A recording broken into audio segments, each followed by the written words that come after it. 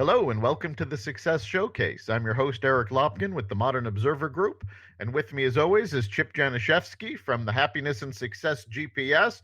Chip, how you doing this week? Doing great. How about you, Eric? Doing fantastic. Happy October. Yes, we're heading now into fourth quarter, wrapping up the year. Turning over new leaves. Yep, raking them up. Go. And as we wrap up the year and we're heading into the fourth quarter, we want to talk about what people are doing. And looking at it, we're talking about starting your own business and getting into side hustles and really taking control of your career.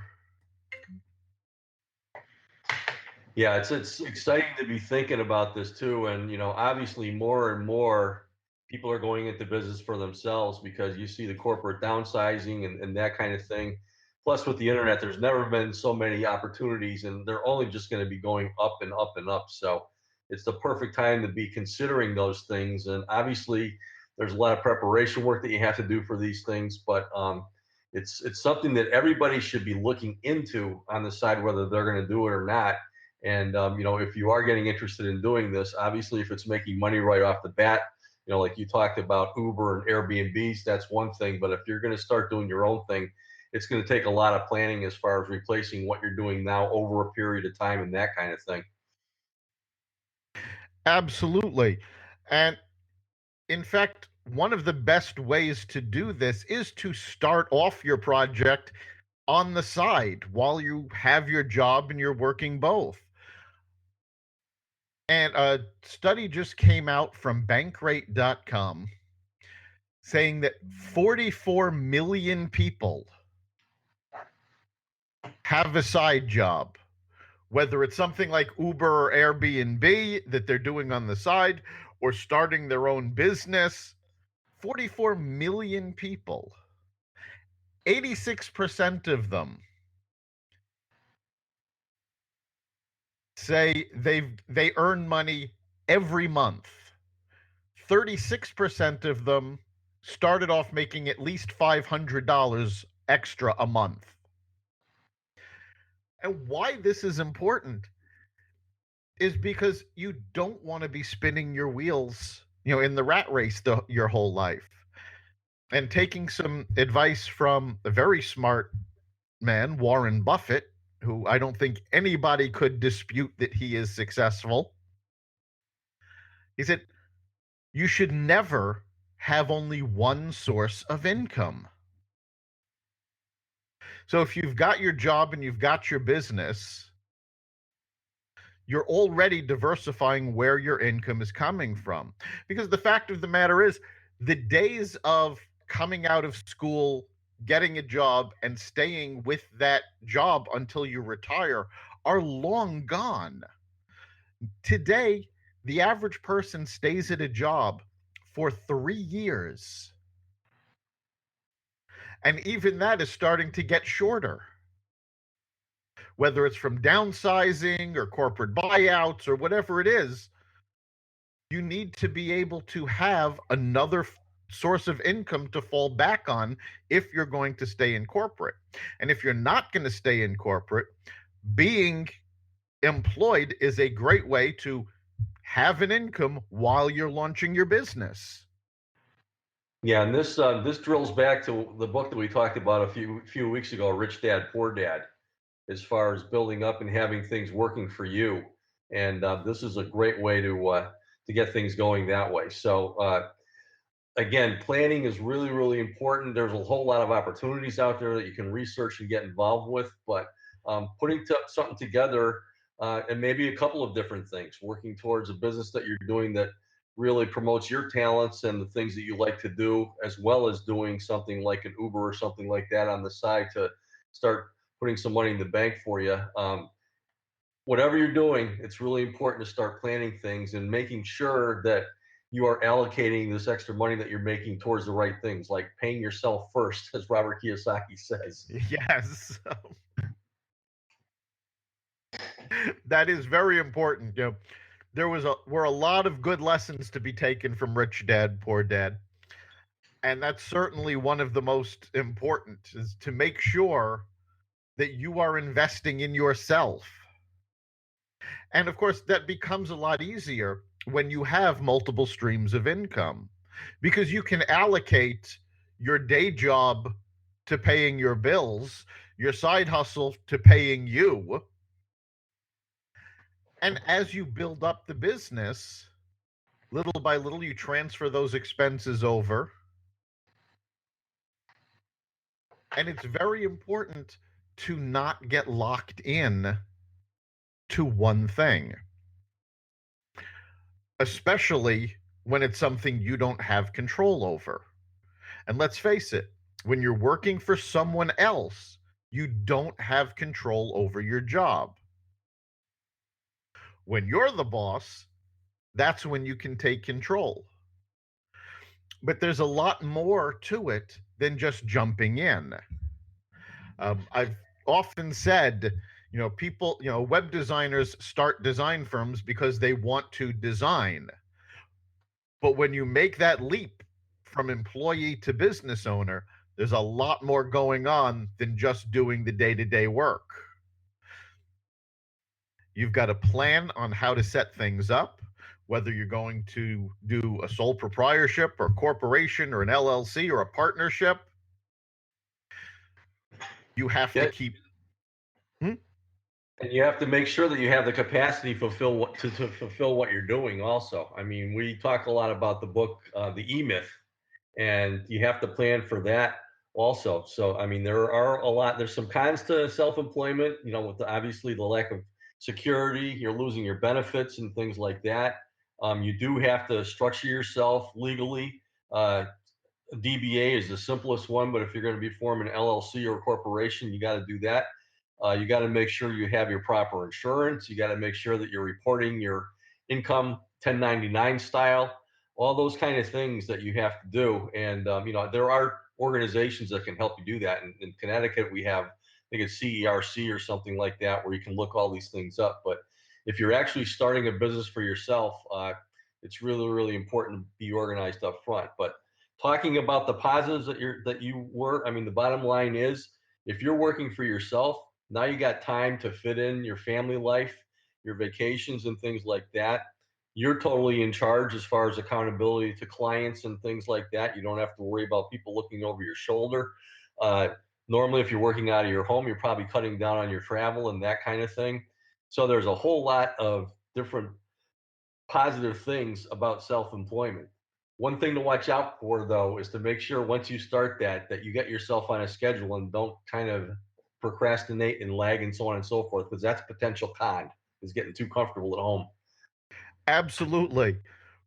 You take for granted when you're working for someone else that you have a set schedule.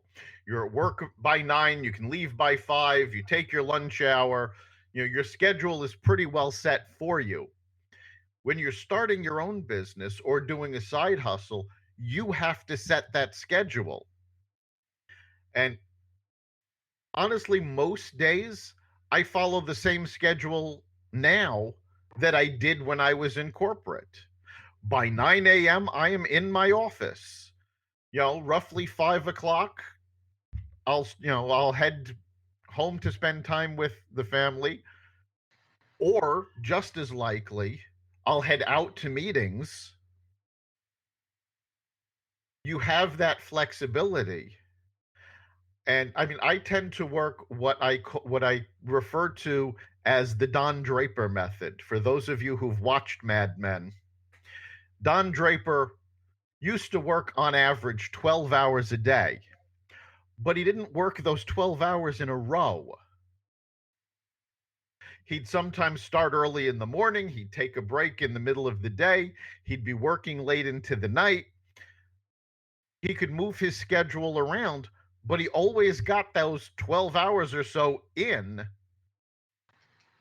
regardless of how he got them in. And when you're your own boss, the hours do tend to spread out, starting with 7:30 breakfast meetings, to 6:30, 7 p.m. dinner meetings, client meetings, networking events, your day does stretch out. So you need to sort of leave the idea of 9 to 5 behind. Yeah, absolutely. But it's exciting to be doing things that way too. You did mention networking, and obviously, if you are going to be starting your own business, it's really, really important to number one, if it's something new that's not one of these side hustle things, you better research what you're going to be doing, what's the feasibility of that, what's the market for that, and really do a lot of research on that. And once you decide on something that you want to do, you have to come up with business development strategies, of which relationships, aka networking, is a huge part, not only for business development but also for fulfillment. Because if you're going to be doing things and you can't handle everything yourself, which most people can't do, you need to develop partnerships with other people out there that can.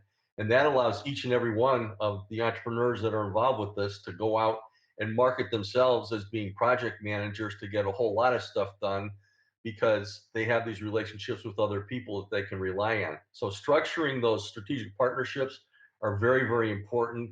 Coming up with your business development strategies to make sure that your incoming work is going to be sufficient is really, really important too. And it's also a whole lot of fun, because you are going to develop new relationships out there, and you're going to make a whole lot of good friends through doing this thing that you never even dreamed of. I mean, when I was forced out of corporate, when we sold the business and got the boot, I was the wallflower at networking meetings, and now here I am running them, facilitating them, having an absolute ball. And I have so many friends I never would have even dreamed of, including you, if I hadn't gotten into this in the first place. So And when you're putting these plans together, you need to do these plans for whatever your business is, even if it is a side hustle like Uber. Because if you take a look at an Uber driver, they're not making their money sitting in their house. They're in the car. When somebody calls for an Uber, it's automatically routed to whatever Uber driver is closer. So you need to research, well, what areas around you have the most traffic, have the most requests, because you want to be in those areas.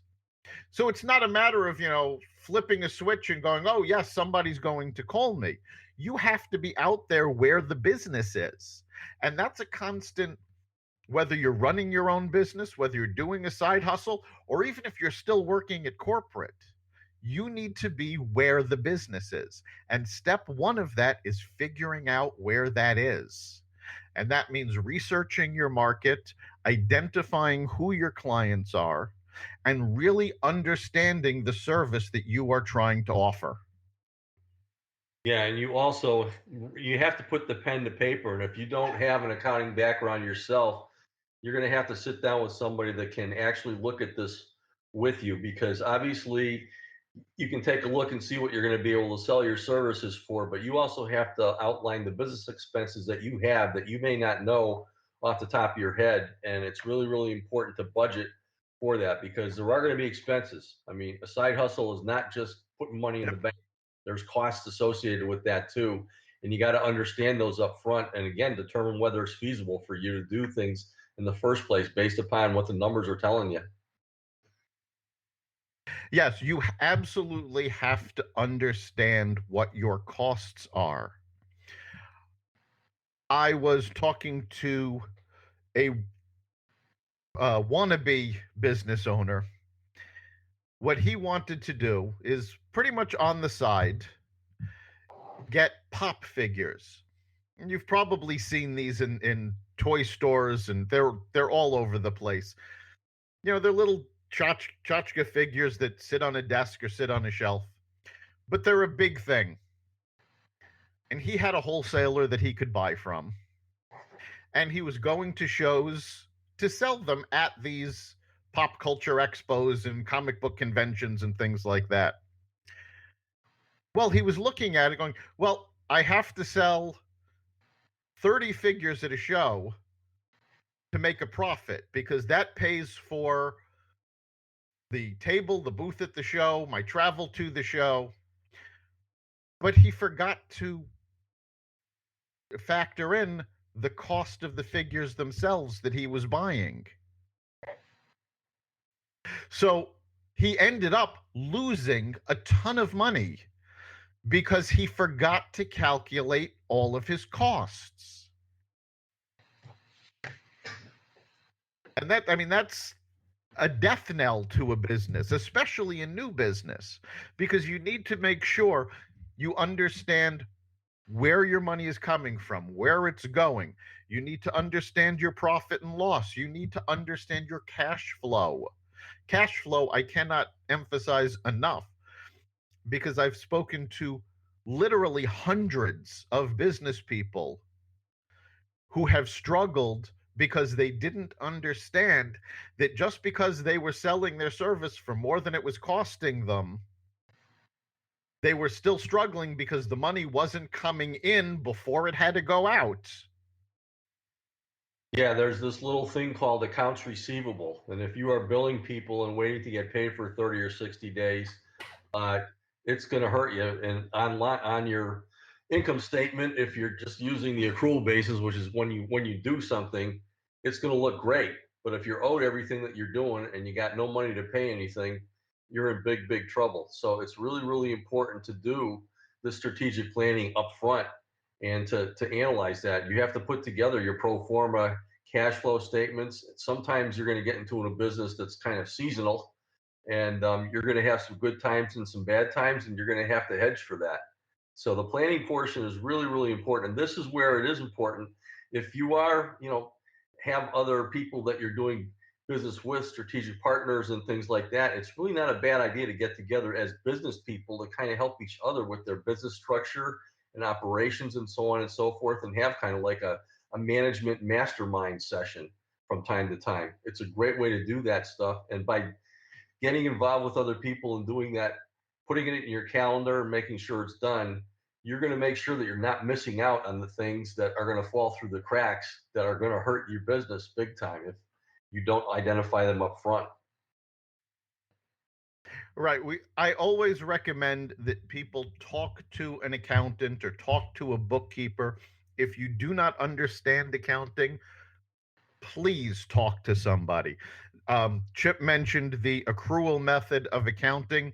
I generally don't recommend people use that. I recommend cash accounting because that's when you're not accounting for it until it actually comes in, and it gives you an absolutely accurate picture of what you have on hand. And you really need that. But you also need to look at what tools you're using. And now it's so much easier for you to arrange to get paid because it's not just a matter of sending an invoice and waiting for a check to come in. You can use PayPal to have people pay online. You can use either PayPal, Square, or there's about a dozen others now that you can accept credit cards with no minimum each month and no account fees like the traditional credit card carriers always charged. This way you're only paying a fee if you use the card, or the card reader rather.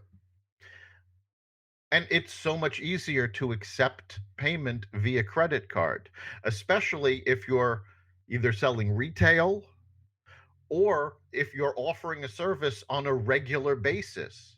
Let them put it on a credit card and just every month bill the credit card. These things are so much easier now. 15 years ago, it was almost impossible to do this. And now it's free for you to get started, and you only pay when you accept a payment. Yeah, and if you're going to be doing a business where you're getting multiple people and planning events, whether it's classes online or this or that, or networking events and that kind of thing, you can use a site like Eventbrite where you can actually put the event together, promote it out there, and collect your money through the site as an event. And that's a wonderful site too. That I've used that a whole lot for the networking events and things that I've done also. So that's out there, and it's really important for you to make sure that you do have some type of way to accept electronic payment right then and there to eliminate the need to build people and wait for the money. Right. And I mean, it's not just waiting for the money. The simple fact of the matter is there are a huge number of people now that simply do not carry cash. And if you can't accept a debit or a credit card, you stand a good chance of losing that customer.